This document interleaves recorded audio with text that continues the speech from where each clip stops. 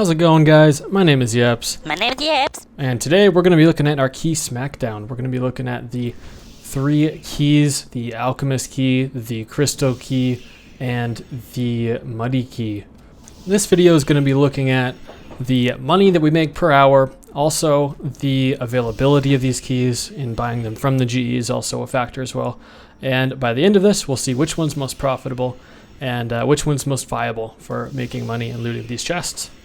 The first key that we're going to look at is the Alchemist's Key. This key is associated with the new Sakar front at God Wars Dungeon 3. The coolest thing, in my opinion, about this key is that the buy limit is 1,000, meaning that we could do one of these 1,000 key runs every 4 hours. It's also worth noting that there are a lot of basics here that are going to be quite consistent GP. So as with this and other keys in this video, you can lowball an offer and just keep a permanent buy-in for keys, as it is going to be consistent profit. As for the fastest run, I found that it was best just to bank at the nearby chest and simply click on the screen and let my character run like a crazy man all the way over here.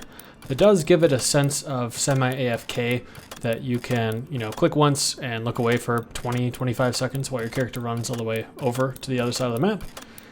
You obviously could bladed dive and surge and be a crazy person and get over there really fast as well if you are trying to be sweaty on these, but it is a great feel to just click and wait.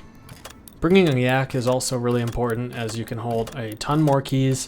You can also align your windows, as you see here, so that you can just basically get in a rhythm of clicking the same spot, and then when you're done, you can head on over, sprint up to the top up here. As you see, I just clicked once and semi-AFK'd as my character ran all the way up here to the bank. And then you start it over again. As for the loot breakdown for these keys, I ended with a tradable loot of 25,807,455. I don't know why I read that whole thing out loud, but the total of that, including the untradable Cave Nightshade, as it says in the wiki here, you can make these into potions. The effective price of that is around 12,000 each, so that left us with a total of 27.8 mil. The key cost was about 15 mil, which meant that we ended with a total of 12.77 mil in a 40-minute run for those 1,000 keys. Effectively, our hourly rate is going to be right around 17 mil. Honestly, as far as the requirements go for doing this, you really just have to have around 15 mil, you could have even less, of starting cash and access to God Wars Dungeon 3. Making 17 mil an hour is pretty awesome for new players, so this is definitely a viable method for doing that. Moving on now to Crystal Keys, we're going to actually break these into 2 different sections. This first one is going to be Crystal Keys in Priff, and the second one is going to be Crystal Keys in Taverly. There are 2 different locations that you can do this, and yes, the drops are different based on which location you are looting the crystal chest at. At Priff, when looting crystal chests, you are going to have all of these different options here, as well as the gemstone armor that you can gain from this as well. It is really, really rare, and I didn't get any during my loots, but that is something to keep in mind. That you could get a big drop, but the rates are very low, and you'll have to do a lot of keys in order to get those drops.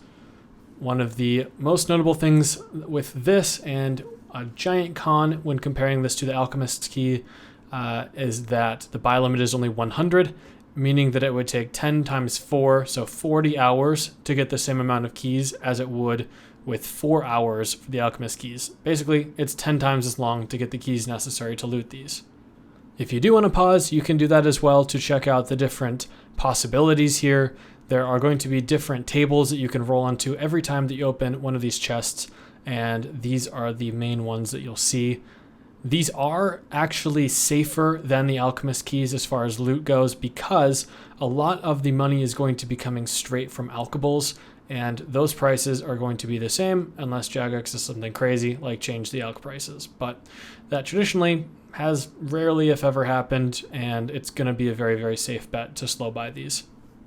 As far as actually looting this chest, I like to use my crystal, attune teleport seed, teleport to Iworth, run south into here real quick, and once again set up my clicking so that I just have to click in that same spot. I will then either teleport back to the Max Guild or to any of the other crystal, attune, teleport, seed locations with a bank, and then come back. So it's really, really quick. Looting this definitely is faster than the Alchemist Key and faster than Taverly as well. So this is definitely the fastest option. As far as the loot for the Priff crystal chest, I did 500 keys here. I split my 1,000 between Taverly and here. So I'm going to be multiplying this by 2 for an effective loot per 1,000, which was basically 25 mil. That's pretty smack on. The key cost was a nice slow buy for 13.75 mil.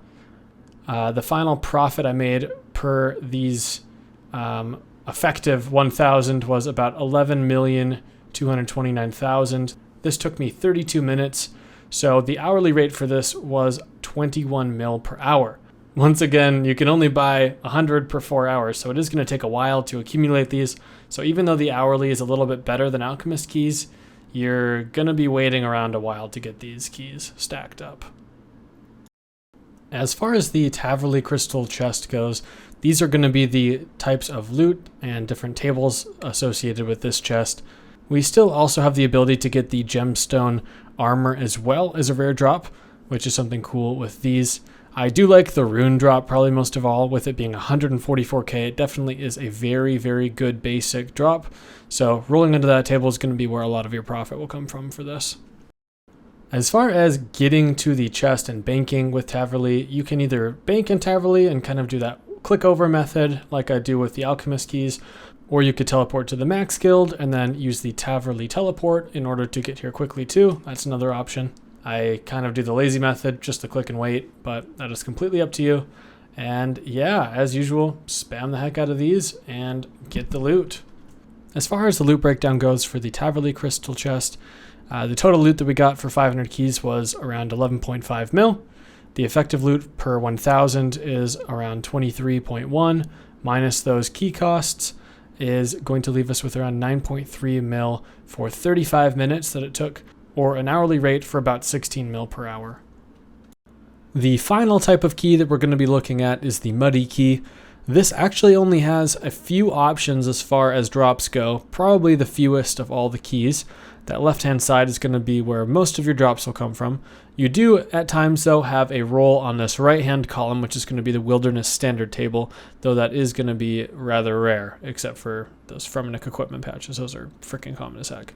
Anyway, what we're going to do is teleport to the herb patch here in the level 30 Wildy, run west. It's just going to be inside of this lava maze. I would highly recommend bringing an Excalibur, enhanced Excalibur if you can. That should be enough healing for you to survive these different hits. You'll see in a second here that there is a lesser demon that will just pretty much get on you in a not completely appropriate way for quite some time while you were looting these. So you're going to have to, have enough health or health restoring stuff in order to withstand these hits. You can pray as well, maybe drink a prayer pot during your bank times when you come back. And sometimes I do deflect magic. Sometimes I will just eat the food from the chest. If that doesn't drop very often, Excalibur works fine. So a combination of those things should help you to survive this. Once you are done, you can go ahead and run back through this thing. Sadly, there isn't a faster way to bank. It really does take a long time to run back, get your keys, and come back again. Also, these lesser demons will hit you through the wall sometimes, which is annoying, and then you're going to have to get out of combat to bank, so it's a little bit of a nightmare. It wasn't my favorite thing to do. As for the loot breakdown for this, we got a total of 19.96 mil.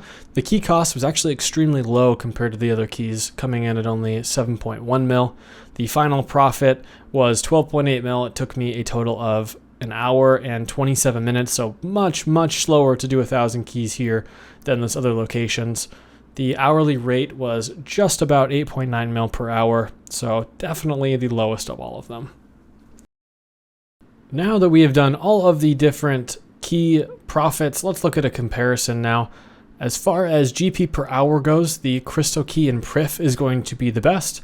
At 21 mil an hour, it definitely is a lot more than all of the others. However, in the buy limit category, the Alchemist Key absolutely dominates with 1,000 per buy limit. Profit per key, the winner is ironically the Muddy Key, mostly because of how cheap the Muddy Keys are to get. And this last category I thought would be kind of fun, but I added up all of the buy limits that you could get in an entire month. If you were to get, 1,000 keys per buy limit for that month and do them all, the Alchemist Key, you'd have a total profit per month of 2.3 bill, which is insane.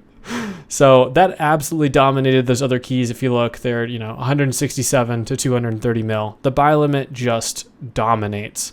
So for me, the winner is going to be the Alchemist Key. That's going to be the best, most viable option for making money right now. Given that those items don't tank, it is a little bit more volatile than the Crystal Keys, once again, because they don't have as many alchables. But you can just do so many Alchemist Keys that it absolutely blows the other keys out of the water. Anyway, guys, thanks so much for watching. Please enjoy this short clip of my character moonwalking all the way back to the bank. It's pretty wild. Thanks so much for tuning in, and hopefully we'll see you on the next Weird Smackdown video. If you have any other ideas of what I should compare, please comment down below. I'd love to get any ideas for what you guys would like to see. Besides that, though, guys, we'll see you in the next one. Have a good one.